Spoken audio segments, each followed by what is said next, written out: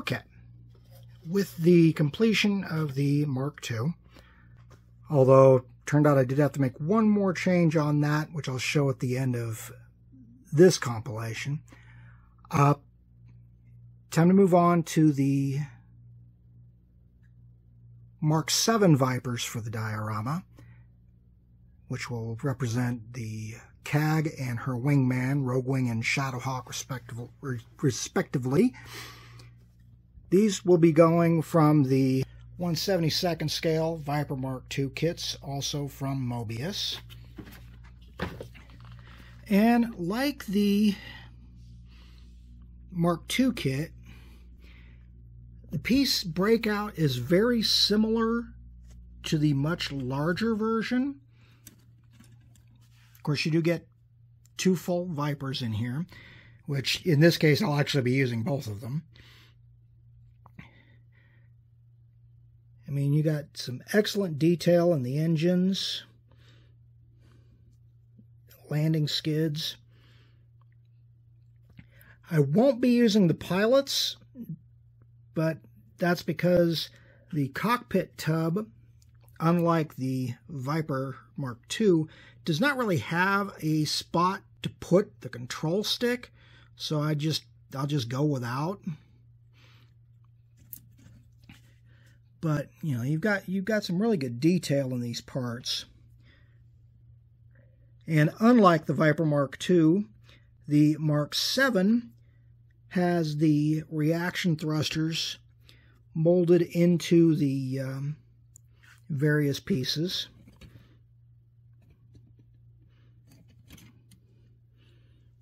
Actually, it's that one. There is some flash present on the molds, which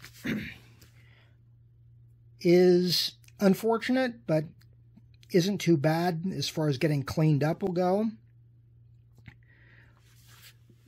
Like the Mark VII kit, or sorry, like the Mark II kit, these were approved by Universal Studios in 2015.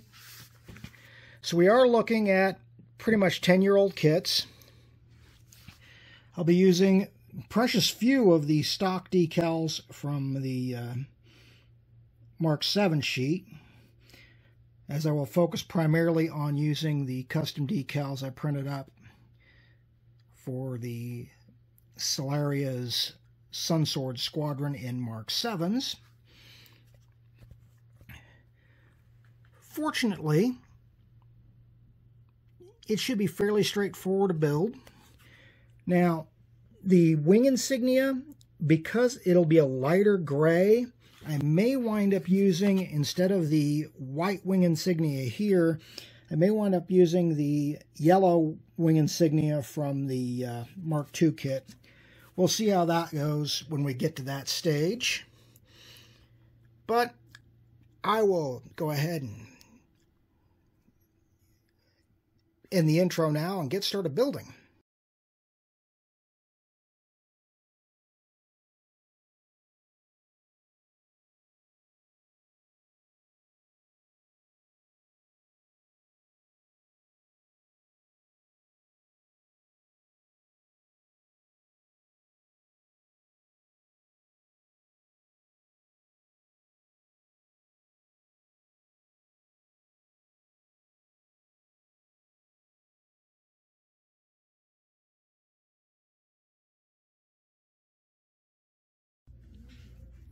Okay, like with the Mark II, the Mark VII cockpits are tiny.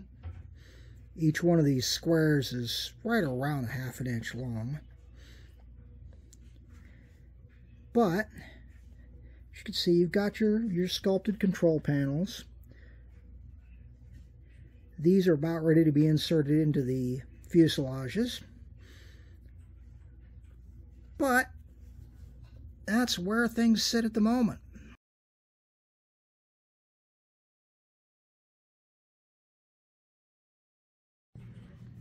Alright, as you can see, core assembly of both Mark VIIs is now finished. I'm going ahead and left the engine pieces separate because it'll make it easier to paint them and then insert them.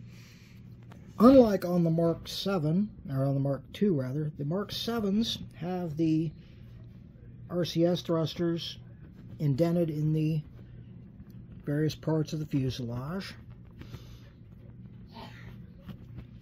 Landing gear is in place. The only real tricky bit here is the fact that the landing gear door for the nose is a single piece. So you have to split it in order to mount the landing gear open. But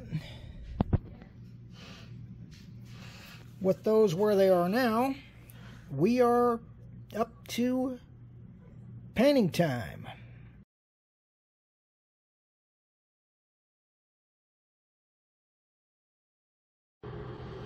Okay, as things continue along at a breakneck pace with the Mark VII Vipers, they've now got their coat of black from AK Interactive.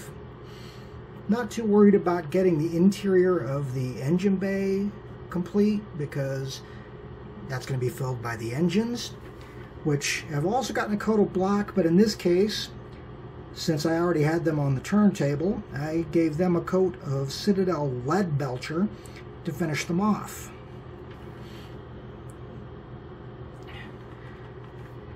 Next up for those birds is the coat of Gray Seer.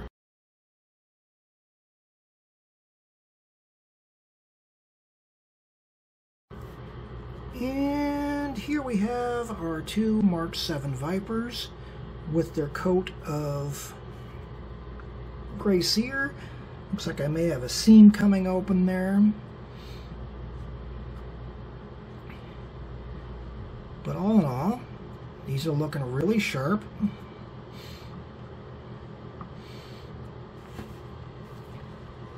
Next up will be detail painting.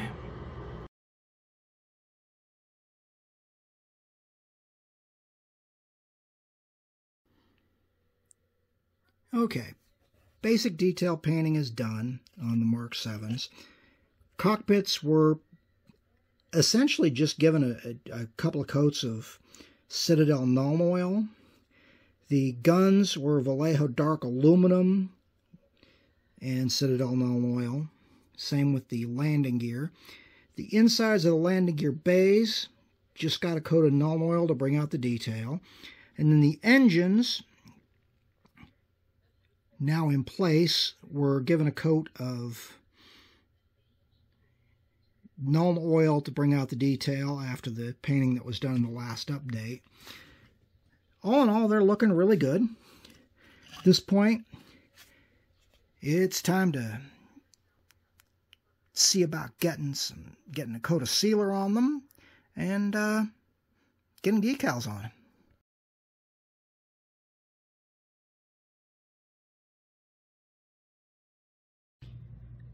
Okay, we have finished the decaling and detail paint and seal coating on the two Mark VII Vipers for the hangar build.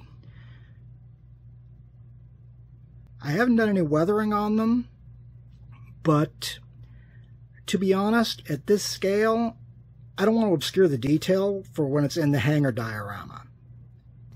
So, here we have the finished Solaria Mark VII Vipers in 1/72nd scale. I did go in and pick out the RCS thrusters with Citadel Nuln Oil. Decals proved, again, to be misscaled because of the model they were originally designed for, but I dealt with it for the most part. As you can see, we have, if I can get it to focus, Viper 1371KR, call sign Roguewing, and Viper 1368KR, call sign Shadowhawk. All in all, I'm very happy with how these two turned out. Admittedly, you can't see a lot in the cockpits. In these cases, because the canopy would open like a traditional fighter canopy, they weren't really set up to be glued open, so I didn't. See if I can get it to focus on.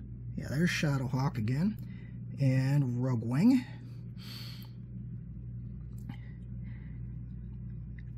I also discovered that I had neglected a detail on the Mark II and Mark III respectively, namely the red striping around the intakes that were prevalent on the original versions of those models. I've gone in and corrected that, and when I post the pictures of those two, I will also be putting in the updated Mark II and Mark VII pictures. Sorry, Mark II and Mark III pictures. At this stage of the game, though, the fighters are now done, and it'll be time to switch over to actually building the hangar itself. I want to thank you all for watching, and I'll throw some stills at the end of this.